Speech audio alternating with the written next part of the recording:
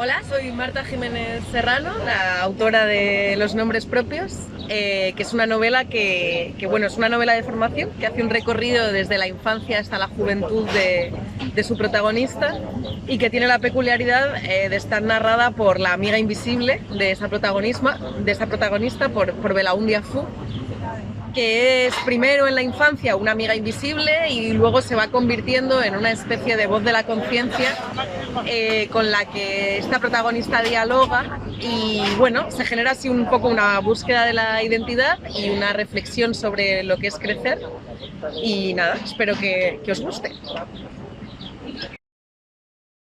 Buenos días, Marta. Lo que sí quería comentarte es que la sinopsis no me hacía presagiar que me iba a encontrar una historia tan bonita. Bueno, qué Así bien. que muchas felicidades. Muchas gracias. Porque me ha resultado una historia entrañable, dura, bonita, aparte igual. Bueno, te decía que es una historia muy bonita, entonces yo quería preguntarte, porque seguro que una historia tan bonita tiene otra detrás. Entonces quería que me contaras un poco cuál es el detonante, qué es lo que te ha servido para inspirarte a la hora de enfocar la historia con la trama que has usado. Bueno, el detonante fue la muerte de mi abuela, de hecho, la muerte real de mi abuela real. Y un poco la motivación era como reflejar las vidas de esas abuelas en las que se supone que no ha pasado nada, que no han tenido un trabajo, que no han tenido una intensa vida social, y esa era la motivación inicial del libro. Lo que pasa es que luego pues una se sienta a escribir y ya van saliendo más cosas, más historias. Yo creo, también por lo que me dicen los lectores, que la abuela sí ha quedado como algo que atraviesa todo el libro, ¿no? Y que es un personaje muy importante, pero no habla solo de eso, diría, ¿no? Al final también pues han acabado entrando otros temas.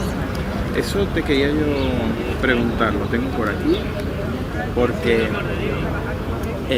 a mí ha habido momentos en los que a Marta le he soltado la mano y bueno, me he ido con otros personajes, me ha interesado otros personajes o quería saber más de otros personajes. ¿Eso en algún momento te ha preocupado, que le robaran protagonismo? No, para nada.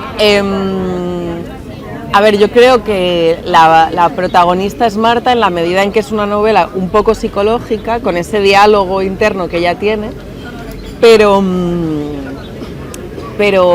no, me parece que todos los personajes tienen su importancia. De hecho, pues eso, te diría que casi la abuela es igual de protagónica, pero pues en la segunda parte Charlie también tiene como ahí es un coprotagonista, o la madre y el padre, ¿no? Que también están muy presentes. Entonces no me preocupaba, o sea, no diría que es una novela coral, porque sí creo que hay protagonistas, pero no me preocupaba demasiado eso.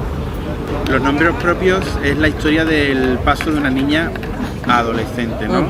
Esta historia es muy difícil que a uno no le quede redonda como te ha quedado a ti, bajo mi punto de vista, sin ponerle algo de ti, de tu experiencia, ¿no?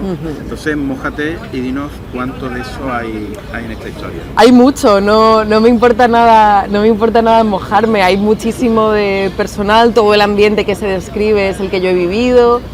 Lo que pasa es que, bueno, luego básicamente la novela tiene sentido y la vida no tiene sentido. Entonces, para que la novela tenga sentido, pues claro que hay que meter ficción, ¿no? Yo siempre digo que todo es verdad, pero nada es literal. No es que literalmente todos esos acontecimientos en ese orden y de esa manera hayan ocurrido en mi vida, ¿no? Y creo que el libro no tiene vocación autobiográfica en el sentido de que tampoco es un retrato total. O sea, hay mucha gente y muchos hechos de mi vida muy importantes que no están en este libro, pero es muy personal y prácticamente todo lo que he contado es personal. Lo más real, lo más pegado a la realidad es verdaderamente el personaje de la abuela, que es un homenaje directo a la mía y que es tal cual, ¿no? Lo demás, digamos que está más adaptado a lo que quería contar. Te habrá supuesto un chute de nostalgia, ¿no? Porque a mí me la ha supuesto. Fíjate que yo creo que se lo ha supuesto más a los lectores que a mí. Yo empecé a escribir el libro en pasado y no me gustaba y lo cambié, y de hecho el libro está escrito en presente. Es verdad que es una evocación, efectivamente, pero está escrito en presente, y para mí esa rememoración del pasado tiene más como algo de psicológico, de como lo que se hace en terapia, de ver qué cosas del pasado te han afectado a cómo eres hoy, ¿no? Pero claro, cuando uno escribe no recuerda, cuando uno escribe está ahí en ese momento, ¿no? Entonces para mí la escritura no ha sido nostálgica en realidad. Eso te iba a comentar. Para mí ha supuesto un chute de nostalgia. Yo soy de esos lectores que sí. lo confirman, ¿no? Pero sí me he dado cuenta que hablas de una época que no es la mía. No sé, sería a lo mejor los 90. Los 90, ¿no? Entonces yo, que no soy de los 90, me he visto reflejado en ella. Por lo tanto, estamos hablando de que esta historia podría ser representativa de cualquier generación, que es atemporal, ¿no? Yo creo que sí, o sea, yo he intentado de hecho contar cosas, pues el desamor, la traición, la enfermedad, la muerte, que nos tocan a todos, ¿no? Y que, muchas gracias, que a todos nos han tocado en algún momento, e incluso las cosas cotidianas que cuento, pues viajar en coche a la playa con los padres en verano o a la piscina, pues creo que son cosas por las que hemos pasado todos, ¿no? Yo he intentado hacer una historia general y sí, yo creo que va más allá del retrato de una generación. Hablas de los temas que has tocado, porque ahí está representado el amor, la amistad, la familia, la infancia, ¿qué más? Muchos temas, ¿no? ¿Cuál ha sido más difícil para ti? ¿Cuál el que más te ha costado desarrollar? Mira, la amistad fue complicado. Al principio había muchos amigos en el libro y lo tuve que ir limpiando y depurando, ¿no? Como la amistad es plural, es más difícil escoger unos personajes representativos y demás. Y eso fue difícil. Hasta el último momento estuve puliendo a los amigos de la novela. Lo demás fue más o menos parecido. La adolescencia no es un tema en concreto, pero me costó también más retratarla, ¿no? Yo creo que en la adolescencia estamos un poco perdidos y entonces reflejar esa pérdida de la protagonista era también difícil. Luego hay nombres propios que me han traído a la memoria por momentos un corto de Quino, ¿no? No sé si lo conoces. Sí. Es el que él tiene la teoría de que deberíamos de nacer viejitos, con el tiempo terminar muriendo bebés, ¿no? Y a mí me ha estado recordando ese proceso de aprendizaje de Marta, toda la novela, a ese corto. ¿Se me ha ido la olla o tú crees que puede ser? Bueno, tiene algo de un tono parecido quizá, ¿no? Como de, con cierto humor y con cierta ternura, tratar temas que en realidad sí que son profundos. Y yo sí que creo que en cierto sentido, o sea, tiene sentido lo que dices, porque creo que en el libro se refleja que aprender es desaprender en realidad, ¿no? No es ir adquiriendo más conocimiento, sino ir también quitándote las cosas que crees que sabes y que en realidad no sabes, ¿no? Entonces sí es como un proceso inverso en ese sentido también. Sí, tienes razón, porque hay veces que dices, hay que ver, para que ahora sea más feliz conmigo mismo, he tenido que quitarme de la cabeza ciertas teorías que tenía que para mí ahora son erróneas y que, bueno, claro, que ahora sin ellas me siento mucho más libre. Claro, sí, totalmente. Es una novela de desprenderse de cosas. De hecho, al final la protagonista dice que no a todo, ¿no? Deja el doctorado, deja a los chicos a los que está viendo, o sea, ella cierra puertas porque esa pluralidad le agota. Entonces, claro que subyace eso de que en realidad aprender es desaprender. Luego, yo no he podido evitarlo porque de hecho lo hacemos, ¿no? Jugar a Marta con cada idea que tiene, con cada, no sé, sentimiento o con cada situación. Quizás porque como yo ya lo he vivido, pues me siento con el derecho a juzgarlo, ¿no?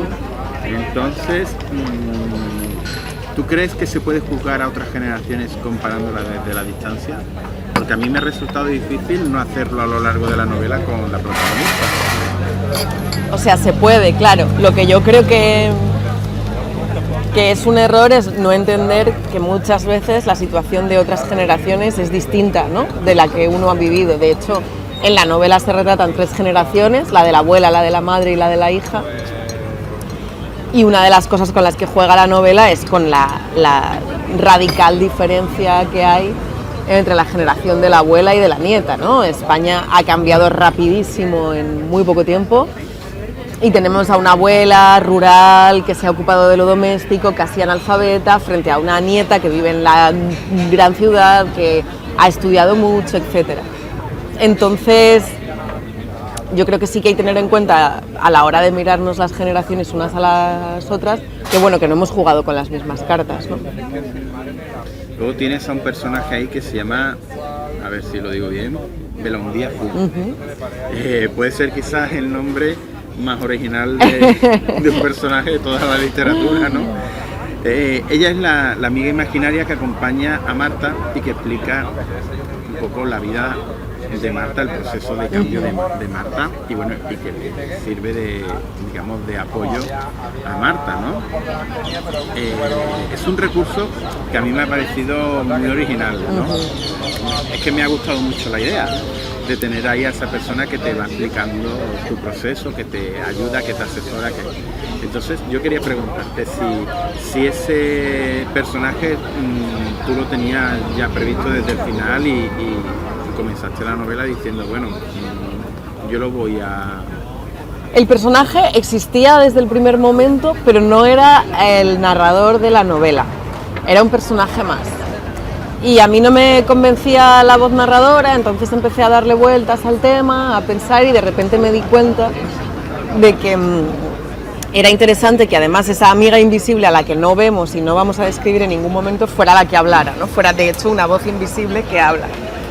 Y cuando probé esa voz narradora y vi que me funcionaba, yo creo que di un poco con la clave, o sea, ahí ya tuve el tono de la novela y ya fue más fácil terminarla, sí. Luego, el título, ¿me lo puedes explicar? Porque yo siento mucha curiosidad. Pues el que vea el libro, los nombres propios, ¿no? Claro, yo creo que, o sea, tiene en realidad doble significado el título. Por un lado, está esa cosa de que esta niña, que luego es una adolescente y luego es una joven, vemos en el libro que va aprendiendo a nombrar las cosas, que al principio no tiene las palabras porque es una niña pequeña, que luego tiene las palabras equivocadas y que al final entiende que hay que darles a las cosas los nombres que les son propios, ¿no? Entonces, en ese sentido, los nombres propios como los nombres adecuados.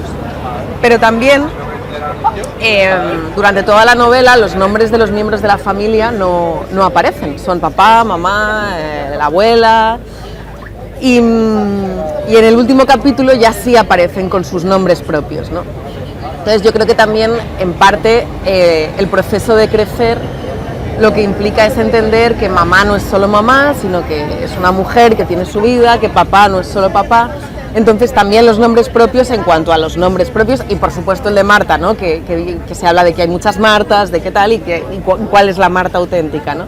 Entonces tenía un poco todas esas posibles explicaciones y por eso me gustó el título. Vamos, el libro nada más que por lo que haces con los nombres también merece la pena leerlo porque... Muchas gracias. El nombre de Belaundia Fu, luego también hablas de ese sentido con los nombres, porque Dani no es Dani, es Daniela, y bueno, y lo que has dicho, ¿no? De las distintas Martas, de Simba, porque Simba, sí. Todo, al final has hecho ahí un juego con los nombres que me ha parecido muy curioso. Sí. Luego hablabas de que la historia viene a raíz de tu abuela, ¿no? Entonces, creo que es un homenaje muy bonito a las abuelas, ¿no? creo que no están lo suficientemente homenajeadas en la vida o en la literatura, ¿no? Entonces, ¿tu libro tiene algo de crítica o de acto de justicia? Sí, totalmente. Yo creo que el trabajo doméstico de las mujeres no lo hemos valorado. Bueno, no está remunerado, no se valora socialmente.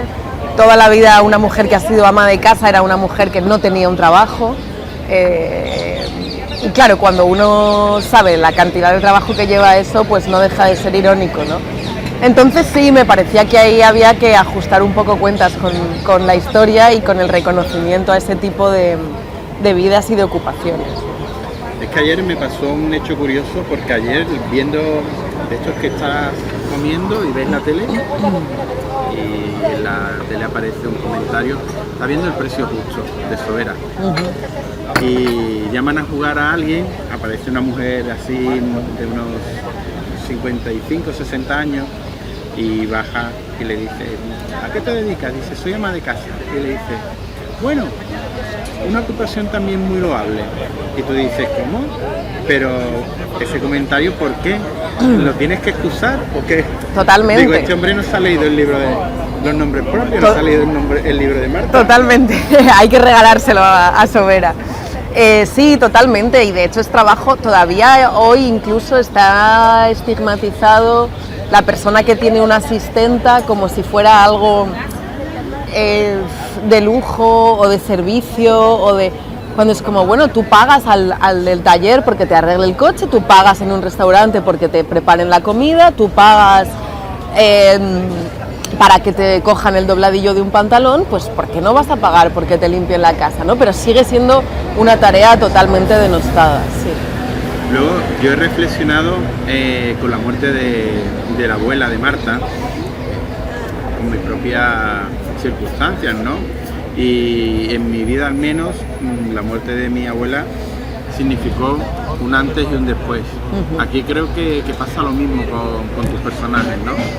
Sí, totalmente. Yo creo que la muerte sirve también para simbolizar ese momento en el que Marta se da cuenta de que es mortal también, ¿no? Ella lo dice como, se ha muerto mi abuela y me doy cuenta de que un día se va a morir mi madre y un día me voy a morir yo, ¿no? Entonces, evidentemente eso te hace ver las cosas de otra manera, enfocar la vida de otro modo y es bueno, el efecto de la primera muerte importante, ¿no? Yo creo.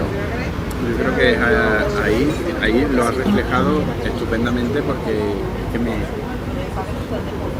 le has puesto palabras a lo que yo en su momento sentí. Decir, oye, te das cuenta que hasta ese momento yo tampoco había sido muy consciente. He sido leyendo tu novela, que es verdad que cuando se murió mi abuela, yo tomé conciencia de que la gente se moría. O se morían las más cercanas. Claro, es que ya no les ibas a volver a ver. Es alguien a quien tú llevas viendo toda la vida, que tú asumes que está ahí y de repente dices, hostia, que no, que no va así. Claro, y sobre todo por, digamos, eslabón generacional, en teoría, si todo surge como debe de ir, es la primera muerte que tú, claro, que tú tienes. Efectivamente, y de hecho es así, o sea... ojalá es una fortuna que la primera muerte sea la de la abuela y no otra, ¿no? O sea, así ha de ser, pero claro, en ese sentido, pues tiene un impacto grande. Oye, ¿y a ti te ha obsesionado, te ha preocupado que nos veamos en Marta o te daba igual? ¿Tú querías contar la historia y eso no has pensado? O sea, yo he buscado la empatía del lector y que el lector se identificase, pero como creo que lo busca cualquier escritor, quiero decir, cuando uno... está leyendo un libro de asesinatos, se pone en la cabeza del asesino y cuando uno está leyendo... Entonces yo sí he buscado esa empatía del lector, pero bueno, también tenía clara la historia que quería contar y un poco un equilibrio entre las dos cosas, supongo. Algo que me ha gustado mucho, Marta, y vamos, es que es algo que cuando lo veo en alguna novela o veo que usan ese recurso, yo disfruto mucho. Y lo he hecho mucho con tu libro, porque aquí, como en la vida, se pueden explicar nuestras historias a través de las películas o de los libros, ¿no? Entonces yo, por ejemplo, mi vida o episodios de mi vida lo puedo explicar con los Goonies, con Rocky, con los Gremlins. Los Gremlins te pongo, no quería que le ocurriera como en la película, pero es a raíz de la película Los Gremlins que yo quiero tener una mascota. Claro. Entonces, todo lo que en mi infancia supuso querer tener una mascota se puede explicar a raíz de que yo viera esa película, ¿no? Entonces, aquí a Marta le pasa un poco lo mismo, ¿no? Sí, yo creo que hay una cosa que subyace en el libro, que es que somos un poco las historias que nos contamos y las ficciones que nos contamos, y claro, el cine está ahí de manera muy poderosa, ¿no? En cada una de las partes hay una peli así importante, y yo creo que es efectivamente así, que nos conforma muchísimo el cine que vemos, la música que escuchamos, los libros que leemos, y que tiene una labor importante a la hora de configurar la identidad, de saber lo que a uno le gusta, lo que no le gusta, a la hora de generar miedos o expectativas, pues todo eso tiene un papel muy importante. Porque me ha hecho mucha gracia que incluso ella recuerda hablar con él, o sea, recuerda a Rey León y luego descubre que la película se proyectó después de que naciera. Claro, es que también trampeamos mucho los recuerdos y la memoria, lo que ha ocurrido y lo que no ha ocurrido. Me pasa a veces cuando me preguntan ¿qué hay de verdad en este libro? Seguramente ya llegados a este punto ni yo misma lo sé, ¿no? Seguramente hay cosas que estoy convencida de que ocurrieron y me las he inventado, y otras cosas que creo que me las he inventado y en realidad las estoy recordando. El tiempo, vamos a hablar ahora del tiempo, ¿no? Porque para mí ha sido un personaje más. Está ahí, se habla del tiempo, o bueno, hay una evolución donde el tiempo tiene que ver. Hablamos del tiempo cuando la abuela muere, entonces son tiempos que comienzan, que acaban, que se transforman. ¿Te ha servido a ti esta novela un poco de terapia o tú gestionas bien esa idea del tiempo y la palabra tiempo? A ver, yo creo que escribir siempre tiene una parte un poco terapéutica, pero tampoco sustituye a la terapia. O sea, la terapia la he hecho igual, al margen del libro. Pero sí ayuda a entender cosas, ¿no? Yo creo que a medida que uno va escribiendo, o sea, no es que uno sepa lo que quiera escribir y luego lo escribe, sino que a medida que uno va escribiendo, pues va descubriendo lo que quería contar y se va haciendo consciente de determinadas cosas, ¿no? A mí me ha hecho reflexionar esa parte, o sea, cuando hablas del tiempo me ha hecho reflexionar y bastante, porque sí es verdad que me he dado cuenta que ahora miramos mucho más el reloj que antes. Y antes decíamos, como tú dices en el libro, ¿no? Yo me quedo jugando y cuando alguien me grite a casa, claro, entonces esa será la hora, claro, en la cual... También es la cosa, claro, de que en la infancia pues no somos responsables de nada, ¿no? Y llega un momento en que, claro, tiene que ser uno el que esté pendiente de si ya es la hora de cenar o no. Y en la infancia había un ratito más y ahora ya de adulto no, claro, existe ese ratito más. Claro, exacto. Oye Marta, yo con tu libro he aprendido muchas cosas. Yo me imagino que tú también habrás aprendido escribiéndolo, ¿no? Sí, sin duda. O sea, es lo que te comentaba de que antes de ponerse a escribir bueno, claro, tiene cosas en la cabeza, pero en realidad va descubriendo y aprendiéndolas a medida que las va escribiendo, ¿no? Es un proceso de hallazgo y de descubrimiento, el de la escritura. Luego, yo he leído en algún sitio, de esto que metes tu nombre, y he leído un titular, no recuerdo dónde, en la cual comentabas que faltan iconos femeninos en tu generación, no recuerdo o en una generación en concreta, hablabas de eso, ¿no? Luego yo leyendo el libro me he dado cuenta que muchas de las referencias que tiene Marta siempre son masculinas. El Rey León, Indiana Jones, quiere ser astronauta, quiere ser un astronauta. Y sí es verdad que intentas buscar un icono femenino, por ejemplo en los 90, Y bueno, como no quisieran ser Madonna... Yo bailaba las Spice Girls en el recreo del colegio, pero más allá de las Spice Girls era muy difícil, o sea, yo creo que había muy poco, que yo creo que afortunadamente eso está cambiando, pero que cuando yo era pequeña había muy pocos referentes femeninos que una dijera yo quiero ser como esa escritora, como esa cantante, como esa protagonista de esa película, ¿no? Había muy pocos, a mí me encantaba Matilda, por ejemplo, que bueno, que era una... Pero había muy pocos, sobre todo en comparación con los masculinos que eran inagotables. Oye, lo que sí me ha parecido también es una novela con un toque muy poético. ¿Tiene que ver con que tú escribes poesía? Supongo que sí, claro, yo escribo poesía y narrativa en paralelo, o sea, no es que haya empezado con una cosa o con la otra. Y es gracioso porque me dicen de mis poemas que son muy narrativos y de mi novela que es muy lírica, entonces yo creo que estoy ahí en un espacio intermedio en el que yo creo que sí hay algo que se contagia, ¿no? de ese lirismo de la poesía. A mí es que tiene ese romanticismo de las citas, de las palabras que con la poesía tienes que golpear en dos versos, ¿no?